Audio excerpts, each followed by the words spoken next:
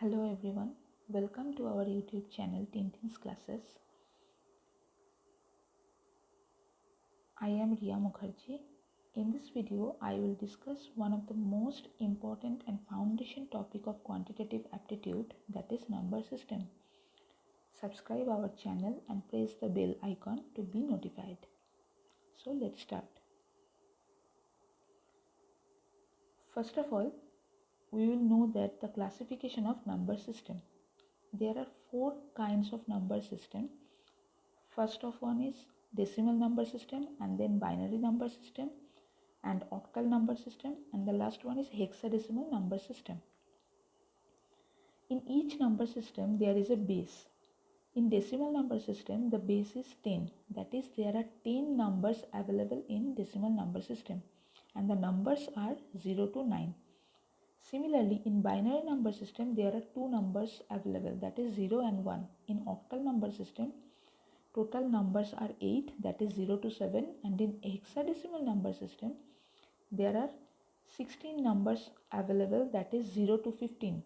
But after 9, 10 denotes A, 11 that is B, and C denotes 12, like that.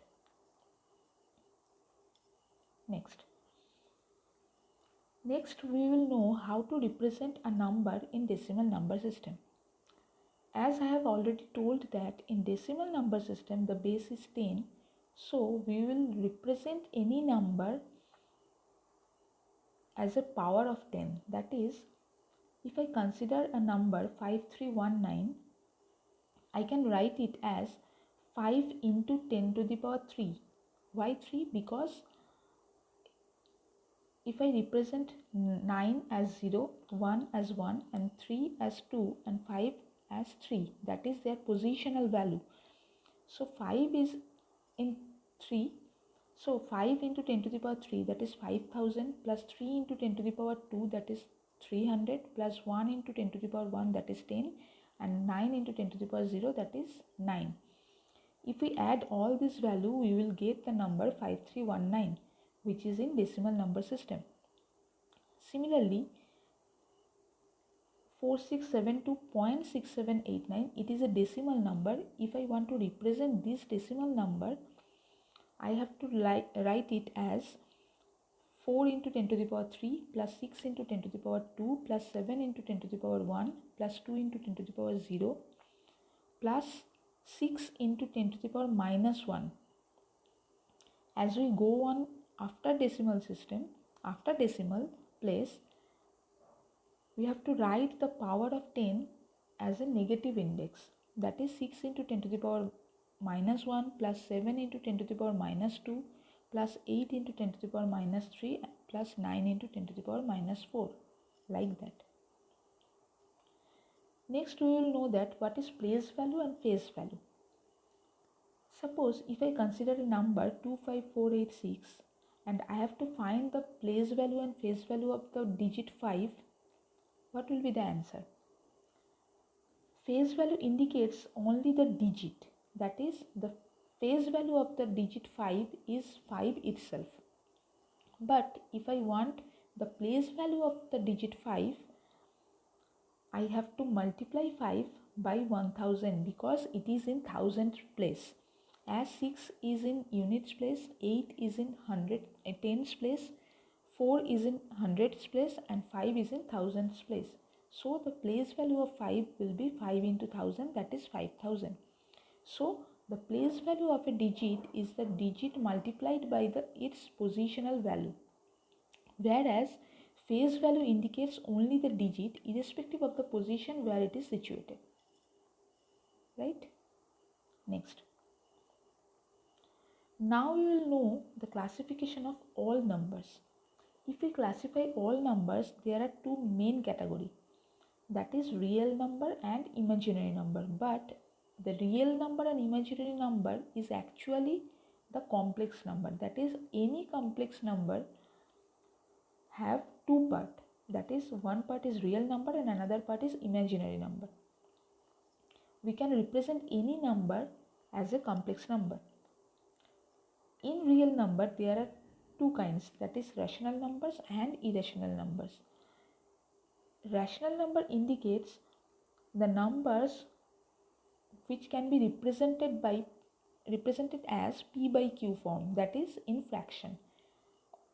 So every fraction, every decimal number, every whole number is a rational number. But irrational number denotes infinite decimal, that is after decimal place the digits go on forever and ever. So we can say that irrational numbers cannot be expressed as a p by q form, right? Now there are integers. Integers comes under the category rational numbers. Non-integers are also common under the category rational numbers. Non-integer denotes the fractions and decimals, and integer includes negative integer and positive integer. Positive integer includes whole number and natural number. Now, what is the difference between whole number and natural number? Actually, the number starting from 0 to infinite is called whole numbers, but the number starting from 1 is called natural numbers. So the basic difference is in 0. 0 is a whole number but not natural number. So the natural numbers are the counting numbers, the numbers by which we can count anything. These are called natural numbers. So these are the classification of total number system. Already I have told complex numbers, that is the combination of real and imaginary number. Example 2 plus 5i, 1 plus 3i. What is the I? I have told imaginary number. This I denotes the imaginary part, that is square root of minus 1 is equal to I. So square root of any negative number will give you an imaginary number. Okay. Next, even number.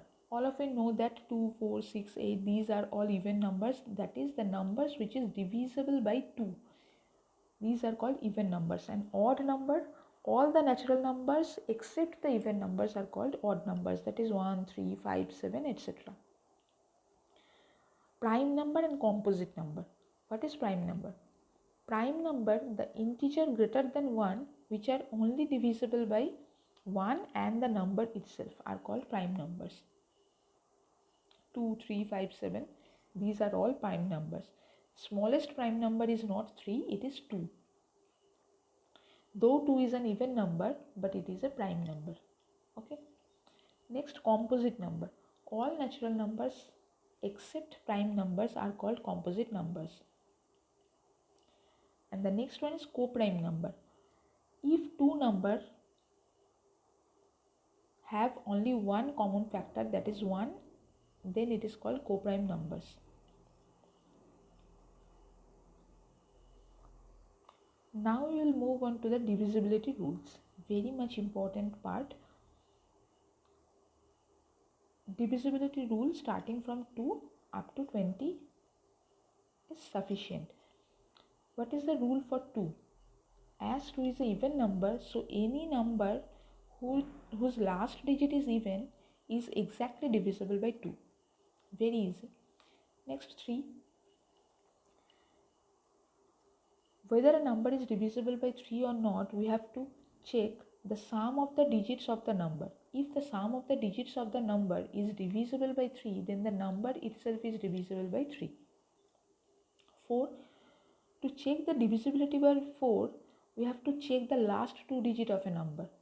If the last 2 digits of a number is divisible by 4, that is if the last 2 digits is like 20, 24, 32, like that, then the total number is divisible by 4.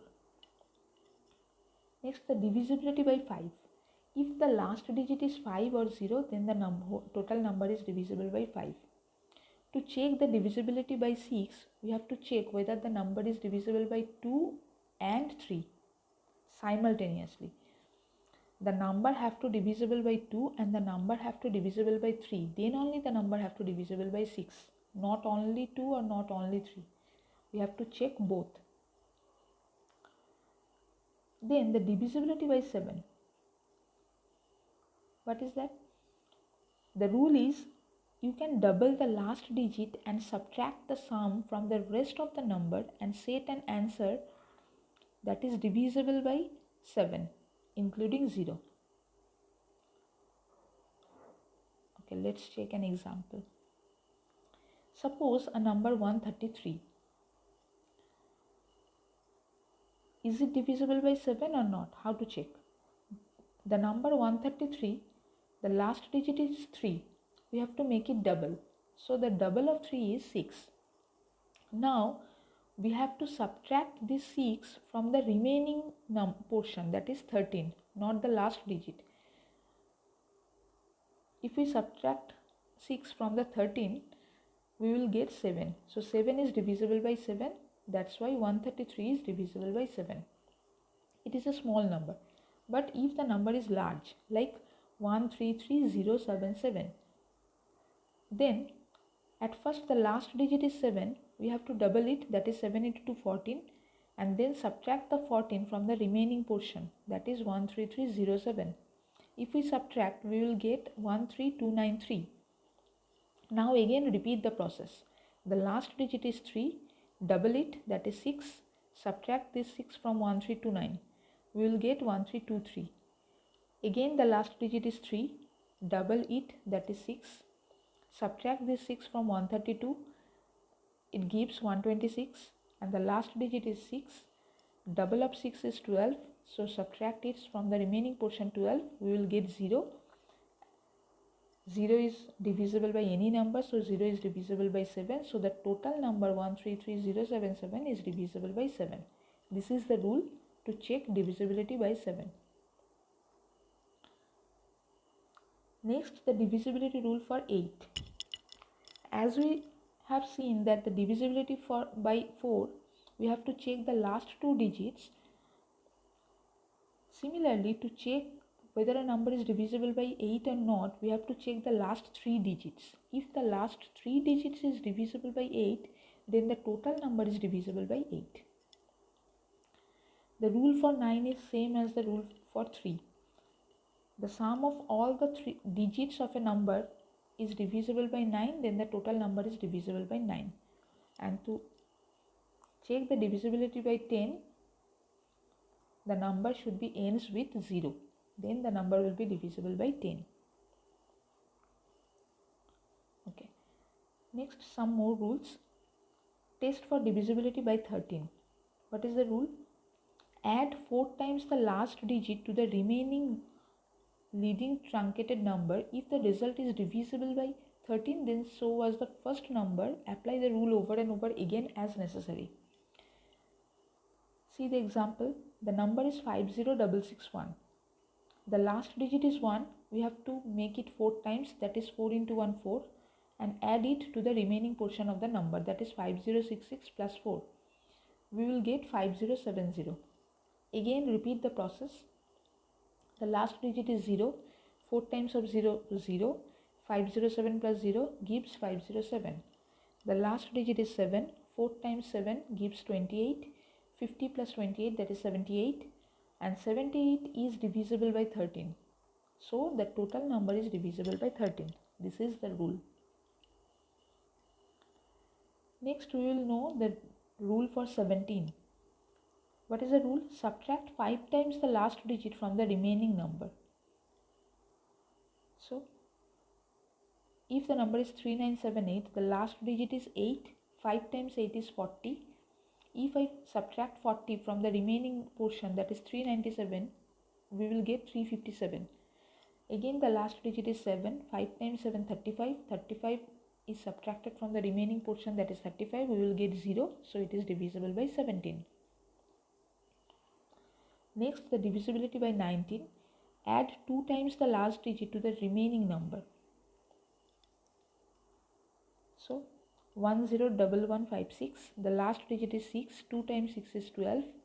If I add it, 10115 plus 12, that is 10127, the last digit is 7, 2 times 7 is 14, which is added to 1012, that is 1026. Again the last digit 6, 2 times 6 is 12, which is added to 102, that is 114, and 114 is divisible by 19, so the number is divisible by 19. These are the all divisibility rules up to 20.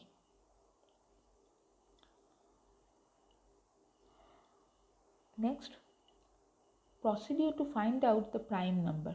Very interesting. You are given a number, you have to check whether the given number is a prime number or not. What is the method? Suppose a number A is given. First of all, we have to find square root of the number, and that is whole number. Now, test whether A is divisible by any prime number less than that whole number. Okay, let's move to example. Is 349 a prime number? We have to check whether 349 is a prime number or not. What I have said, we have to find out the square root of 349. Square root of 349 will be a decimal number like 18.68 something, but we have to take as a whole number, nearest whole number. So the nearest whole number is 19. Now we have to write all the prime numbers that is less than 19. So the numbers are 2, 3, 5, 7, 11, 13, 17. Now we have to check whether 349 is divisible by all these numbers or not. But 349 is not divisible by any of these numbers 2, 3, 5, 7, 11, 13, 17. So 349 is a prime number. This is the method. First of all, we have to make it square root. Then we have to write all the prime numbers less than that number. Next, check whether the number is divisible by the prime numbers or not. If not divisible, then it is a prime number. Next, the most important part, that is sum of series. There are 5 series. First one is sum of all natural numbers. If there are n number of natural numbers, the sum is n into n plus 1 by 2. Next, 2, 4, 6, 8. So sum of all even numbers, that is n into n plus 1. Next, 1 plus 3 plus 5 plus 7, that is sum of all odd numbers. If there are n number of odd numbers, the sum will give you n square. Then sum of squares of all natural numbers. 1 square plus 2 square plus 3 square, like that. The result is n into n plus 1 into 2n plus 1 by 6. And if it is cubed, that is 1 cube plus 2 cube plus 3 cube, like that. The result is n into n plus 1 by 2 whole square. Here are some examples. First one is sum of all natural numbers. So 1 plus 2 plus 3 up to 105. So the value of n is 105. So n into n plus 1 by 2, that is 105 into 106 by 2. The result gives 5565. Now, if we have to find the first n odd number, sum of first n odd numbers, like 1 plus 3 plus 5 plus 7. There are 4 odd numbers. So the result is 4 square, that is 16. Similarly, if there is sum of first n even numbers, that is n into n plus 1, like 2 plus 4 plus 6 plus 8 up to 100. So up to 100 there are 50 even numbers. So the result is 50 into 51, that is 2550. Sum of squares of n natural numbers. Here are 10 natural numbers. So the value of n is 10. So 10 into 11 into 21 by 6 equal to 385. Next, sum of cubes of first n natural numbers up to 6 cube. So the value of n is 6. So 6 into 7 by 2 whole square, that is 21 square, that is 441. Next, here is a problem. A number when divided by 899 gives a remainder 63.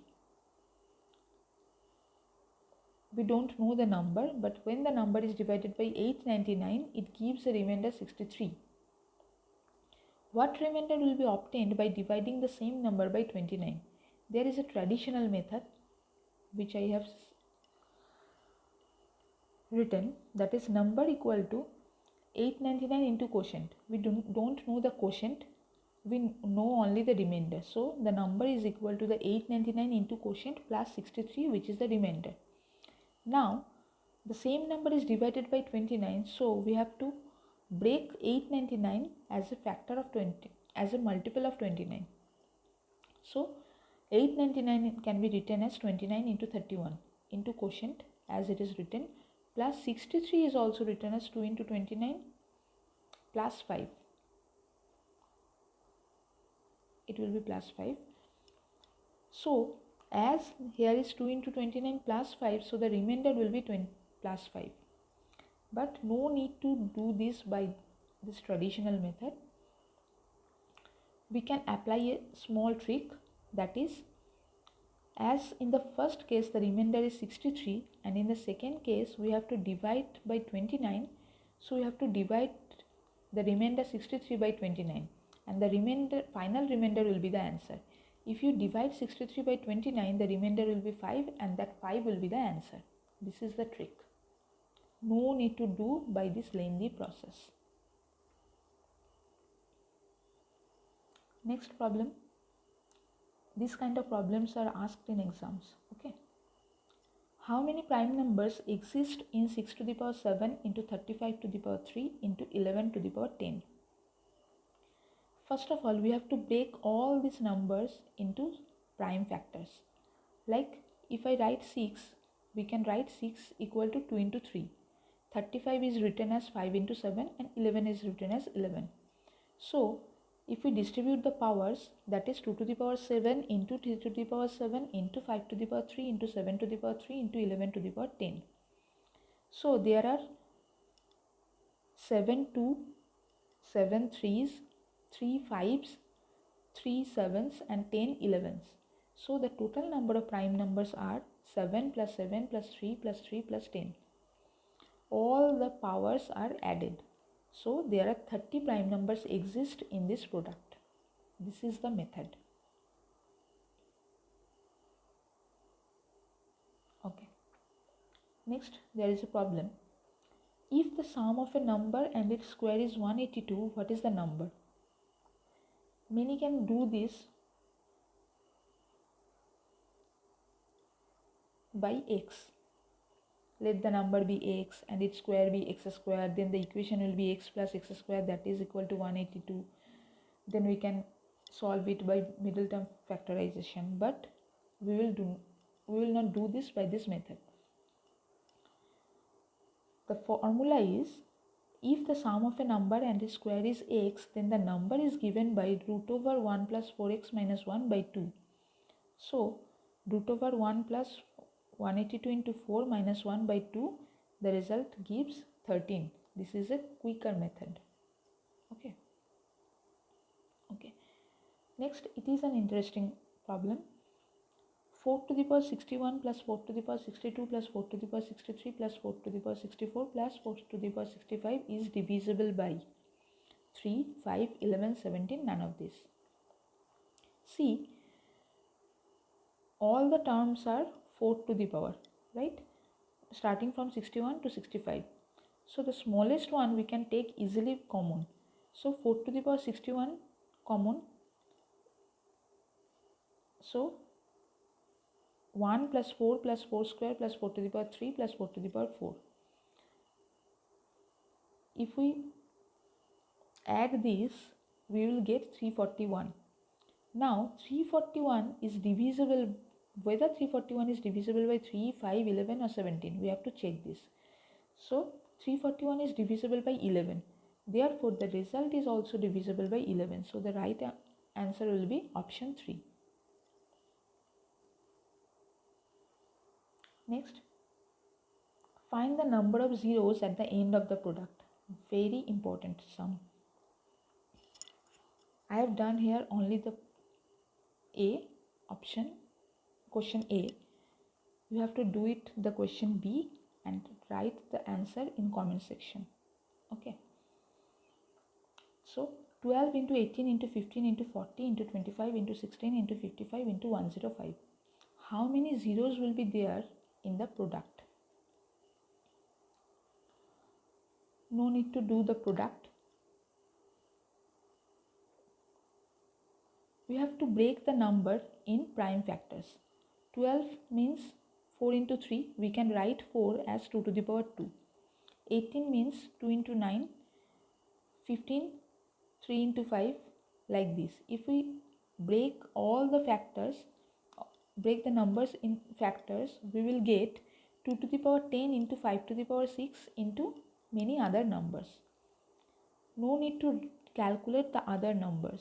We just need only the number of 2's and number of 5's, because we have to find number of zeros, and zeros we can get from 2 into 5, right? So we need how many 2's are there and how many 5's are there. There are 10 2's and 6 5's, but we have to take the minimum. So there are 6 5's and 6 2 available, so the total number of zeros in the product will be 6. Okay, so you have to do B and write the answer in comment section. And the next sum, very important sum for exam point of view, root over 6 plus root over 6 plus root over 6 up to infinite. What will be the answer? This sum can be done by taking x, but I will not do in this way. Here is a trick. The trick is, what is the number here? The number is 6. You have to write 6 as a product of two numbers so that the difference between the two numbers is 1. Right, like if we write 6 equal to 2 into 3, the difference between 2 and 3 is 1. Okay, suppose if the number is 30, root over 30 plus root over 30 plus root over 30, like this. So 30 can be written as 6 into 5, 30 can be written as 3 into 10, 30 can be written as 2 into 15, like this. But we have to write 30 as 6 into 5, because I have told we have to write that pair whose difference is 1. If you write 3 into 10, the difference is not 1. You have to write 6 into 5, so that the difference between 5 and 6 is 1. So here is the number 6. So 6 equal to 2 into 3. And as there is a sign plus in between these, so the result will be the greater number, that is 3. So the option B is the correct answer. But if the same problem, in the same problem, the plus sign will be replaced by minus, then the option will be A, option A, that is 2.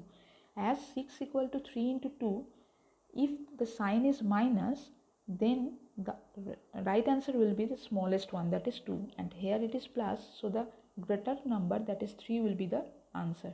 So the answer will be 3, option B. Okay, this part will be continued to our next video. Thank you.